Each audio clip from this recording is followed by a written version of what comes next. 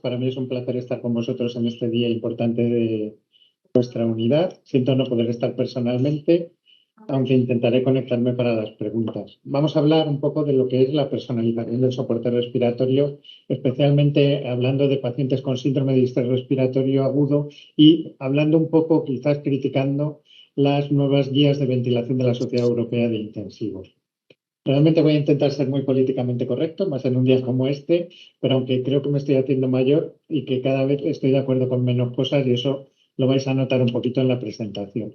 Lo primero que os quería decir es mi impresión personal y mi impresión es que ni en el distrés ni en ninguna otra cosa el tratamiento debe ser igual para todos los pacientes. De hecho, en intensivos lo que sabemos es que cuando hemos intentado generalizar un tratamiento nos hemos equivocado y hemos abandonado terapias que podían ser útiles para algunos pacientes intentando aplicarlas a toda la población. Cada paciente que tenemos es completamente diferente, va a tener unas características diferentes y por esto personalmente creo que la clave está en medir, establecer lo que ahora se llaman fenotipos, diferentes tipos de pacientes con la misma entidad clínica que tampoco se comporta de la misma forma.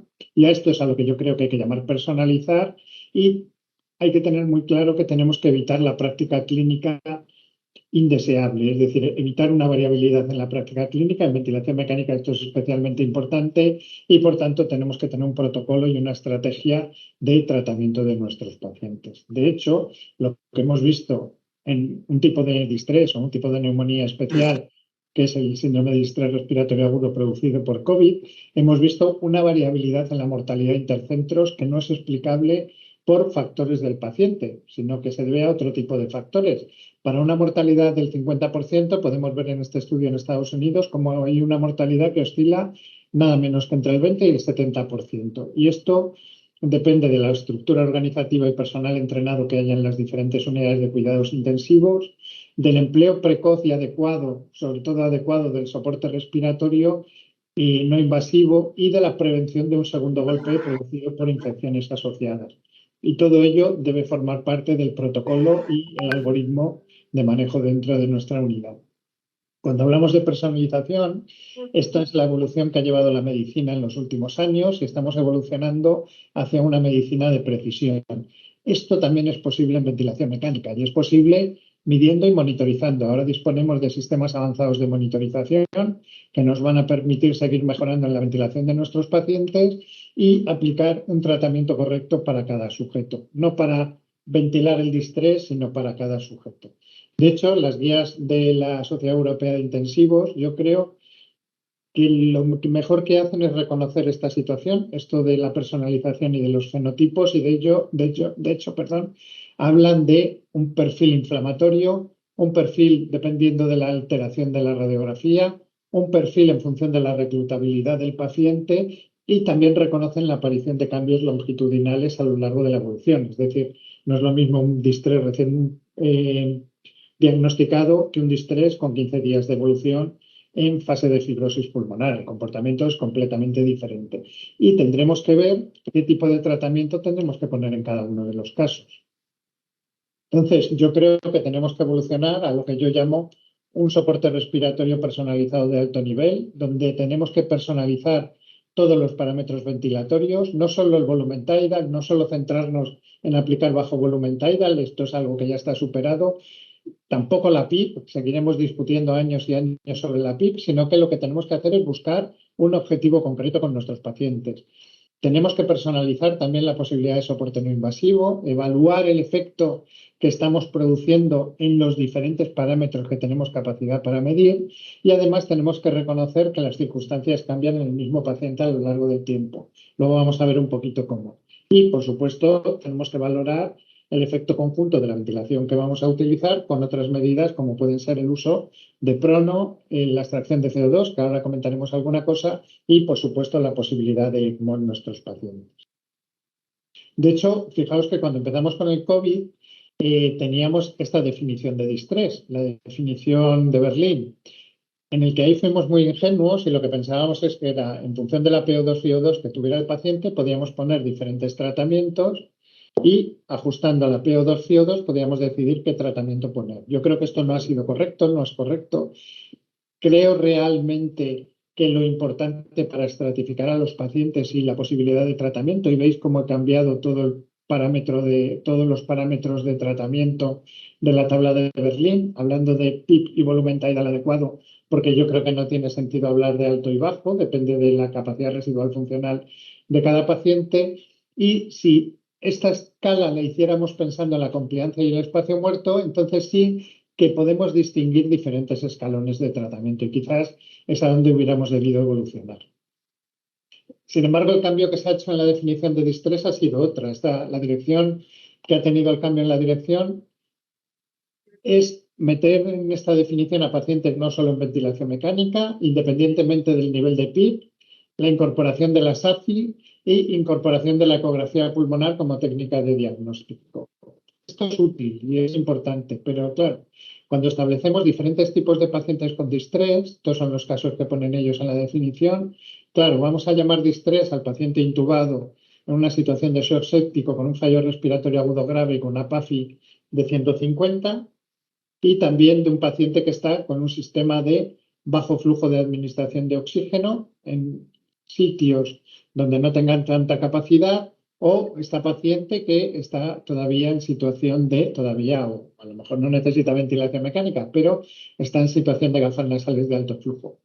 Personalmente pienso que no es lo mismo y con esta definición nueva lo que sí que vamos a hacer es reducir la mortalidad del distrés, porque vamos a llamar distrés a pacientes más leves.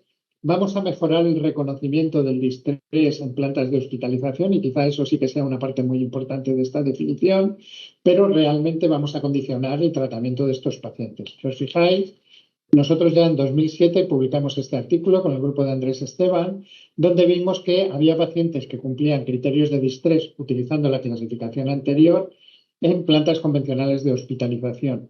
Y lo que vimos es que estos pacientes con lo que se llamaba acute lung injury o síndrome de distrés en planta se reconocían muy rápidamente cuando el paciente tenía una patología pulmonar, en el caso de las neumonías, pero el reconocimiento era mucho más tardío en aquellos pacientes en los que el distrés tenía un origen extrapulmonar. Y yo creo que aquí, precisamente, como lo describimos en este estudio, es donde más nos va a ayudar la nueva definición de distrés, en el reconocimiento de la patología de este tipo en pacientes con patología o con un origen del distrés de origen extrapulmonar. Ejemplo, estoy pensando en plantas quirúrgicas o en patologías de un tipo un poco diferente. En la evolución, pues sabemos que no todos los distrés son iguales. Esta es la definición que hizo Gattinoni con el CARS, que no vale para cualquier tipo de distrés. En un lado predomina menos afectación del parénquima pulmonar y el desequilibrio en la relación ventilación-perfusión, y en el otro predomina la alteración de la mecánica respiratoria. Yo creo que esto es una evolución temporal. Hay patologías que también tienden a producir más una que otra, pero esto en el CARS tiene que ver con la obesidad y colapso pulmonar con soporte no invasivo utilizado quizás de forma no adecuada o no hay otros medios para utilizar, depende del tiempo de evolución de la neumonía y depende de características propias del paciente. De hecho, en ventilación mecánica, muy importante este estudio del grupo de Bosch, en el que lo que hablan es que en el distrés hay diferentes trayectorias y diferentes pronósticos. Estas trayectorias, cuando vemos que los pacientes tienen un incremento, necesitan un incremento en el mechanical power, es decir, tienen un deterioro de su mecánica respiratoria o tienen un incremento progresivo en el espacio muerto, aquí sí que vamos a ver una clara relación con la supervivencia. Dos tipos de pacientes que van a requerir seguramente tratamiento diferente también para controlar este mechanical power y que esto va a condicionar el tratamiento que le vamos a poder aplicar. ¿Y cómo manejamos a estos pacientes? Pues las guías de la Sociedad Europea lo que nos dicen es: soporte no invasivo, pues depende. No se puede recomendar con qué hacerlo. Volumen tidal entre 4 y 8 mililitros kilo, manteniendo una presión plató inferior a 30. PIB, individualizar, pero no sabemos cómo. Maniobras de reclutamiento no recomendadas y si acaso muy poco, durante poco tiempo. Prono, si PAFI por debajo de 150 y PIB de 5 centímetros de agua. Un distrés que va a prono es muy raro que esté, a no ser que sea un fenotipo especial, con este nivel de PIB. Relajación si los pacientes tienen neumotórax. ECMO en ECMO Center, siguiendo los pasos de Leolia, y extracción de CO2 únicamente en ECMO Centers y con sistemas de ECMO de alto flujo y en ensayos clínicos.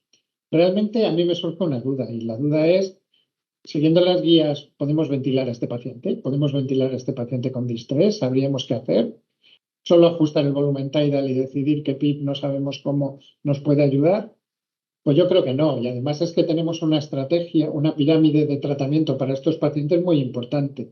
Cuando estamos hablando con distrés, sobre todo si hablamos en diferentes grados, como habla la nueva definición, tenemos desde la mayoría de los pacientes que van a tener insuficiencia respiratoria aguda, que van a recibir sistemas de bajo flujo de oxigenación, sistemas de alto flujo y los sistemas de ventilación no invasiva, la gran utilidad en los pacientes que es la ventilación mecánica invasiva y en algún grupo de pacientes en los que utilizamos técnicas extracorpóreas. Para esto, ¿qué creo? Para mejorar esta pirámide que necesitamos tener sistemas de alerta de deterioro clínico en las fases precoces, que los sistemas de alto flujo y no invasiva se utilicen con monitorización adecuada y contactar con centros de ECMO en los centros que no tengamos disponibilidad de técnicas extracorpóreas. De hecho, hay un auge de hablar de ECMO y está muy bien, pero técnicas extracorpóreas actualmente se están ventilando o manejando menos del 1% de los pacientes con insuficiencia respiratoria, mientras que el 99% está en este grupo, lo cual quizás valga la pena que hagamos las cosas bien aquí para no llegar a utilizar estos sistemas extracorpóreos. ¿Y cómo manejamos a los pacientes? ¿Cómo hacemos nosotros? Pues cuando hablamos de soporte respiratorio no invasivo, pues ya sabéis que hay mucha controversia entre si lo intubamos pronto, si utilizamos CPAP, si utilizamos alto flujo. Bueno, nosotros, siempre que es posible, intentamos utilizar soporte no invasivo. Siempre lo hacemos con monitorización adecuada de los pacientes y con personal perfectamente entrenado. Personal, en nuestro caso, de UCI o de cuidados intermedios, que depende de nuestra unidad. Este es un ejemplo de un paciente con 62 años, con un Ventimas al 40%, con buena saturación, sin datos de trabajo respiratorio, pero que en 48 horas, fijaos, desarrolla un cuadro de deterioro clínico muy evidente. Aquí sí que empieza a desarrollar aumento de trabajo respiratorio. Esto es una simulación con una presión transpulmonar muy elevada. ¿Y esto es PESILI? Pues no lo sé, no lo sé. A mí me cuesta creerlo. Si el paciente no está con trabajo respiratorio inicialmente, no tiene por qué ser. Lo que estamos viendo son situaciones de colapso. Y de hecho, muchas veces cuando intubamos a estos pacientes, vemos que al abrir cambia poderosamente la imagen. De todas formas, nosotros de elección, en estos casos graves de insuficiencia respiratoria, utilizamos CPAP en una estrategia combinada con cánulas nasales de alto flujo. Hay estudios que demuestran, como este del JAMA, la superioridad del uso de CPAP y lo que es muy importante, eso sí, es el intercambio de interfases en pacientes que van a necesitar un soporte no invasivo durante un tiempo prolongado para evitar pues, las complicaciones que aparecen, ¿no? Generalmente, cuando utilizamos estos sistemas, utilizamos más CPAP o niveles muy bajos de presión de soporte, precisamente para evitar los excesos de presión transpulmonar en estos pacientes. ¿Y cómo creo que hay que hacerlo? Pues siempre con monitorización adecuada y con personal capacitado. Lo que no vale es poner sistemas de oxigenación, sistemas de alto flujo, sistemas de no invasiva en un medio en el que no se utilizan adecuadamente, porque entonces sí que vamos a tener complicaciones. Si la estrategia no nos funciona y tenemos que intubar al paciente, pues nosotros lo que hacemos es, me gusta mucho este esquema, no vamos a comentarlo todo porque no nos da tiempo, pero es una estrategia de soporte respiratorio de protección pulmonar diafragmática de ventrículo derecho, cerebral y muscular. ¿Y cómo lo hacemos? Pues evitando el reclutamiento, la sobredistensión y controlando el drive inspiratorio de nuestros pacientes. Lo que hacemos en definitiva es una estrategia de soporte respiratorio no pulmonar, sino de protección del paciente. ¿Cómo hacemos esto? Pues como os he dicho al principio, tenemos un protocolo. Este es nuestro protocolo que no sirve solo para ventilación de pacientes con distrés, sino para cualquier paciente con insuficiencia respiratoria aguda, incluso crónica, que va a necesitar soporte de alto nivel. Bueno, nos basamos en las medidas habituales de control del volumen tidal en función de la CRF fundamentalmente, y esto lo hacemos en la clínica controlando la driving pressure fundamentalmente, y utilizando el PIP trial como base para el ajuste de PIP, estimando el potencial de reclutamiento. De hecho, para ajustar la PIP lo que hacemos es utilizar, ver la presión de apertura, ver si el pulmón es reclutable o no y luego buscando la mejor compliance posible, a veces con técnicas avanzadas y a veces. ¿Qué pretendemos? Pues minimizar el estrés, el strain y el strain rate, controlando los diferentes parámetros de ventilación y fundamentalmente, más que el mechanical power, controlamos la presión plató y el driving pressure, que es lo que nosotros tenemos para controlar el mechanical power de nuestros pacientes. ¿Y qué buscamos? Pues la máxima apertura de pulmón útil, con la mínima presión de distensión y el menor estrés mecánico, consiguiendo una distribución homogénea de la ventilación. Primero, lo que hacemos es hacer un diagnóstico mediante mecánica pulmonar básica de qué es lo que tienen nuestros pacientes, componente obstructivo, restrictivo, driving pressure, ajuste de volumen tidal. Y el segundo paso es el ajuste de la PIP. Buscamos la mejor compliance global en general. En casos avanzados utilizamos la compliance regional y a partir de ahí ajustamos el volumen tidal para tener nuestra presión de distensión objetivo. Posteriormente, según va evolucionando el paciente, controlamos los diferentes parámetros en función de su trabajo respiratorio y el espacio muerto. Y siempre teniendo en cuenta, para minimizar la analgesia de los pacientes, sobre todo el uso de opiáceos, valorar la posibilidad de que mantengan su esfuerzo. A veces utilizamos técnicas avanzadas. En nuestro caso de elección utilizamos la tomografía de impedancia eléctrica, donde podemos ver mapas de nuestros pacientes como estos, en los que podemos estimar la sobredistensión, que yo creo que es el gran caballo de batalla, la ventilación mecánica, frente al colapso pulmonar.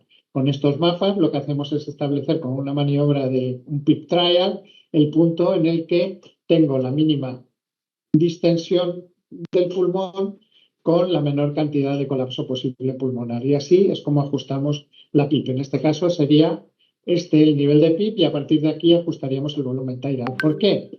Porque ¿qué PIP utilizamos en nuestros pacientes? Pues depende. No soy gallego, pero casi. En pacientes con COVID-19, la PIP que hemos utilizado, por ejemplo, ha variado entre 5 y 24 centímetros de agua. Y en no COVID, pues igual. Fijaos, aquí tenéis 4 casos. Los dos son distintos. Una deprimido, PIP 16, PIP 5. COVID, PIP 5, fijaos, la destrucción pulmonar producida no por la ventilación, en este caso por embolias de pulmón repetidas. Y aquí tenemos un COVID-19 con una PIP de 24. COVID-19, sí, perdón, con una PIP de 24 para mantener la apertura pulmonar. Y es que hay pacientes, hay fenotipos, hay diferentes tipos de pacientes.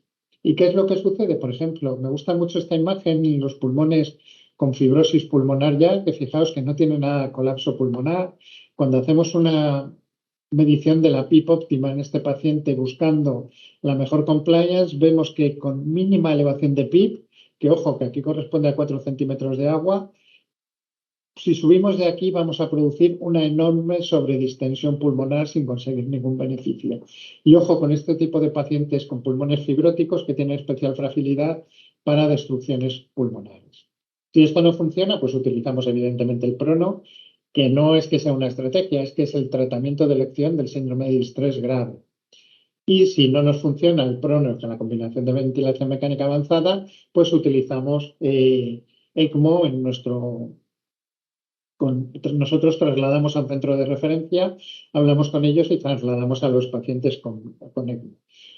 Pero ojo, hay un grupo de pacientes que no son candidatos a ECMO por diferentes circunstancias, en los que no somos capaces de mantener una ventilación protectora y en ese caso pues tenemos diferentes posibilidades. Una posibilidad es utilizar la ventilación en la PRV, pero la PRV hay que utilizarla bien. Este es el patrón como lo utilizamos nosotros con TACAP, acortando muchísimo el tiempo expiratorio y utilizando como si fuera una CPAP, pero bueno, realmente hay muy poca gente que la utiliza así. Generalmente se utiliza como una ventilación controlada por presión con un tiempo inspiratorio prolongado.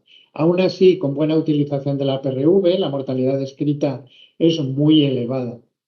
Con lo cual, se nos acaban mucho las estrategias y no podemos meter a los pacientes en ECMO porque no esté indicado, no tengan indicación, no tienen los criterios de Leordia, pero tenemos pacientes que tienen necesidad de una ventilación protectora.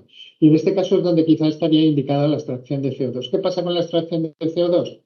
Que se han realizado 2 estudios, fundamentalmente este, que tiene un grave problema, que es que intentan poner extracción de CO2 para hacer ventilación ultraprotectora en pacientes que no lo necesitaban, porque se les podía hacer ventilación protectora con una ventilación convencional. ¿Y qué descubren? Pues que la extracción de CO2 no reduce la mortalidad. ¿Y cómo la va a reducir? Yo pienso que si no tengo un problema, de solucionar, ¿qué es lo que voy a mejorar? Es decir, si no tengo un problema, lo que voy a ver son complicaciones potenciales del ECOR, como puede ser el sangrado, sin ver beneficios, porque ya puedo mantener una ventilación protectora sin necesidad de ese sistema. Entonces, yo creo que este sistema o estos sistemas tienen una indicación que serían aquellos pacientes en los que no somos capaces de mantener una estrategia protectora por baja compliance y baja eficiencia ventilatoria y que no son candidatos para ECMO. Y así es como los hemos utilizado nosotros en la práctica clínica. De hecho, se hace un análisis bayesiano sobre el estudio anterior que os he dicho, incluyendo varios estudios, y claro, es poco probable que encuentren ningún beneficio porque todos los casos corresponden al estudio del JAMA. Entonces yo creo que lo que tenemos que hacer es intentar buscar indicaciones precisas para cada tratamiento y no buscar una generalización que, como en este caso, nos va a llevar a tratamientos inadecuados. Y lo mismo pasaría si lo hiciéramos en vez de con extracción de CO2 con el ECMO. Aquí podéis ver una serie de que hemos utilizado extracción de CO2 combinado con prono y con APRV en pacientes con COVID muy severo que tenían un respiratory score, es decir, una probabilidad de supervivencia incluso en ECMO por debajo del 33% y que hemos conseguido una supervivencia del 50%. Bueno, ya os digo que lo que nos tenemos que centrar fundamentalmente es el 99% de los pacientes y sí que creo que es muy importante utilizar, además, sistemas de monitorización avanzada. También tenemos sistemas de monitorización avanzada para la analgosedación. Nosotros controlamos, y es muy importante, la prevención del delirio, prevenir la analgosedación de nuestros pacientes excesiva, empleando sistemas de control de la nocicepción. Actualmente estamos utilizando estos sistemas que los llamamos HADAS, sistemas de ayuda a la decisión clínica, que nos permiten ajustar esta dosis en los pacientes. Y sobre todo, importante en la unidad tener personal entrenado y capacitado para la atención de estos pacientes. Necesitamos cuidados de alto nivel de enfermería, necesitamos la incorporación de fisioterapeutas en la UCI que nos ayuden con todo el problema de la movilización y también con fisioterapia respiratoria. Tenemos que dar apoyo psicológico a los pacientes e incluso tras el alta de UCI tenemos programas de continuidad asistencial. A veces sacamos a pasear a los pacientes fuera de la unidad, como nosotros no tenemos playa, como en otros hospitales, pues los sacamos a ver aviones que tenemos en el aeropuerto. Definitiva, ¿esto nos sirve para algo? Pues fijaos, nosotros en el COVID sabéis que en Madrid tuvimos una incidencia muy importante y hemos analizado la mortalidad o el pronóstico de nuestros pacientes con distrés en la época pre-COVID con los que tuvimos durante el COVID-19. Fijaos cómo los pacientes con COVID-19 han tenido una supervivencia incluso superior que los pacientes que teníamos con distrés pre-COVID, con los mismos tiempos de estancia, tanto en UCI como en el hospital. Es decir, hemos sido resilientes, hemos sido capaces de aguantar la evolución de estos pacientes siguiendo un protocolo y personalizando el tratamiento de nuestros pacientes en la medida que nos ha sido posible. Y hacia aquí creo que tenemos que evolucionar a un soporte respiratorio de alto nivel, monitorización avanzada y sistemas automáticos que nos van a ayudar y teniendo personal realmente capacitado dentro de las unidades que sepan dar un trato adecuado a nuestros pacientes. Y nada más, muchas gracias. Espero estar disponible para cualquier pregunta que tengáis y si no, me podéis atacar a través de las redes sociales que os contestaré también. Un saludo y enhorabuena por la jornada.